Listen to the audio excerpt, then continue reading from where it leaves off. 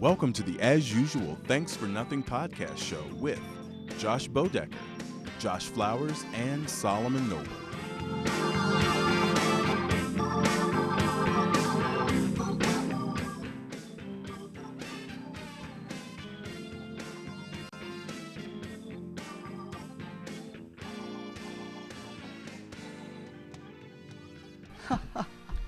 Hello, everybody, and welcome to the As Usual Thanks for Nothing TV show. What? Wow. We're moving the podcast to TV now. How Unless crazy. you're listening to it as a podcast. That is true. That is true. So how you guys doing? Good. Doing good. Well, I guess first I should introduce you. What? Oh, yeah. I'll go back to one. Hey, everybody. My name is Joshua Bodecker. We are the cast and crew. Cast and crew. That's how we're going to do it. Across from me is Mr. Solomon Noble. Hello. And right next to him is Mr. Joshua Flowers. Hello. Let me just listen to the sound, make sure it's perfect. Does it sound good? Yeah. All Sure. right. Why not? Whatever. So how you guys doing? Great. How are you doing? I'm doing good. Good. That's so great. this is the first episode we're going to do. Yeah. And We know. what it is that we're actually doing we did a movie marathon of documentaries. Mm-hmm. That's true. Everything you're saying is true, Josh. Is it true? It Yeah. is true. Yeah. This I like this it. show's called True or False. Josh says something and we All judge right, him. next. Solomon, Yes. true or false? I don't know yet. Pick Just one. guess one, Pick one. Solomon. True. True? Okay. I like pizza. True. So dumb. So dumb. So please keep watching us. We need it. We need it so badly. So we did a documentary movie marathon. It was going to be our first episode. And what we did is we saw 3 documentaries. We all picked one, Mm-hmm. and we all watched them. All true still, right? True. True. All true? True. Okay. So I guess you want to start with the first one? You guys have anything to talk about? Well, I picked. Should we tell which one we picked each, or? I guess we'll get to it when we actually have it set up in the slides here. Oh, okay, great. Let's. Solomon, start with the Solomon next one. had the first pick, right? Yep. No, actually, I did. I think I did. Tone B Tiles was first. Yep. Yeah. So as everybody see here, we may not be able to see it, but we'll put it up on the screen here. It's actually a movie called Resurrect the Dead, and it was called The Mystery of the Toynbee Tiles, and it was all about, ever since the 80s, I think it was. Yeah, like is that- '83, they started appearing. Yeah, every 83. It ended up being where they started to see these tiles in the ground that said, well, actually, what did it say here? Tone B Idea Toynbee Idea, in 2001. in movie 2001, Resurrect Dead on Planet Jupiter. Right. So, We can almost read. well, it's kind of hard because it's I know. it's a tile. So Yeah, and I just think it's cool because there's some in Cincinnati, there's one in Cincinnati. It's like all in a certain area. and they actually mentioned City Beat, the local publication, they did in mention the City Beat in it, documentary. yeah. It was kind of cool. So, what'd you guys think of it? I liked it a lot. That was actually my favorite of the 3, I think. You know, I think the coolest part about it was the fact that they actually kind of solved it.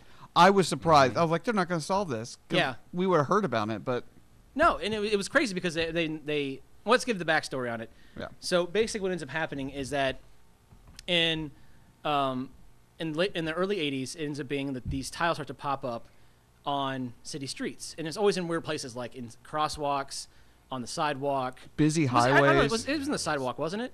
Yeah, I think so. It was mainly like busy roads. Yeah, it was roads, and that was the weird part about it was the fact that they were always kind of in roads, and it ends up being these kind of, and you can see in this in the video there or the picture that it's tiles, and so it was, the crazy thing was that it had to be in the road somehow. Somebody had to They had to tar it. they had to sort tar of, it in yeah. there or dig a section out to put it in.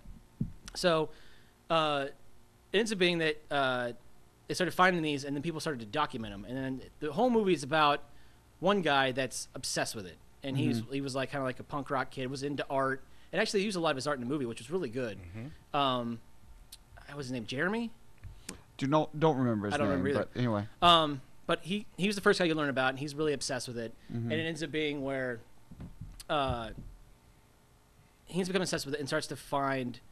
I love the part where the first day the library opened with internet He Yeah, took off work Yeah, he did. just to be there to research the Toynbee tiles. And this is what about what time? You remember? It was like it was like late 90s, wasn't it? Yeah, and there was no information on it that he Yeah, could he said find. like he found like no, it was like nothing. But then it ended up being there was like Toynbee.net that they ended up finding. Yeah, like later on that just happened to be developed. And then he ends up meeting up with a guy that's been photographing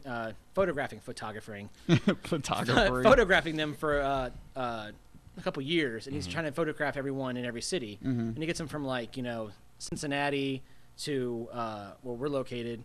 To Most of them were in Philadelphia. and then they kind of figure that out. They start to see him in South America. And an interesting thing about the movie was the fact that as we were watching, we were like, is it when the South American one started to show up? Was it because of the internet? Are they copycats?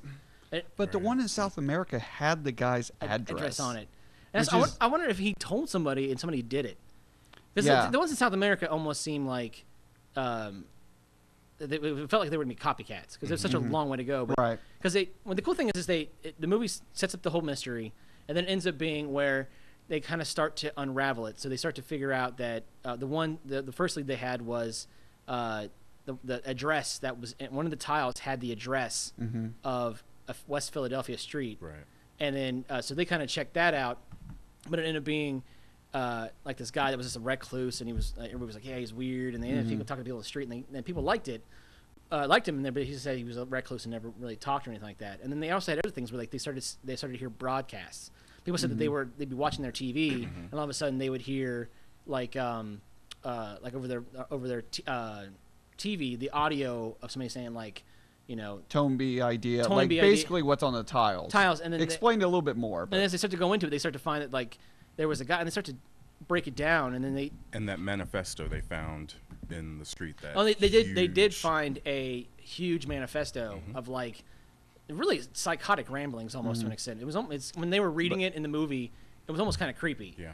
But I would say most of the tiles now are just copycats, like the ones they find. I think it's kind of like an internet meme, but on the street, well, like a street. Didn't they say that a lot of them were like that because they were like art pieces. People started to copycat it, but it wasn't. I think it wasn't because most of them. I thought most of them were different ideas, but most of them in the 80s were the Resurrect Dead. Yeah, until the internet, I think they're all this one guy. Yeah. But then the internet became more popular, and people learned about it, like, oh, let's do it. Because even after we watched it, we were like, we should go make some. Yeah, like, we were.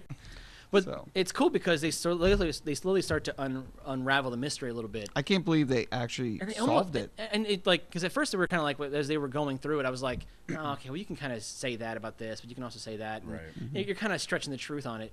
But it's almost like as they were editing it, they knew that they had something, but they were kind of trying to make it grow, but it just wasn't growing sort of organically a little bit. That you weren't getting clue by clue by clue to go through it. So I'm trying to remember what the first clue they had was the South Philadelphia one, and they visit South Philadelphia. They had the address. They had the reference to that news article. And they had the news article. Some guy wrote into a.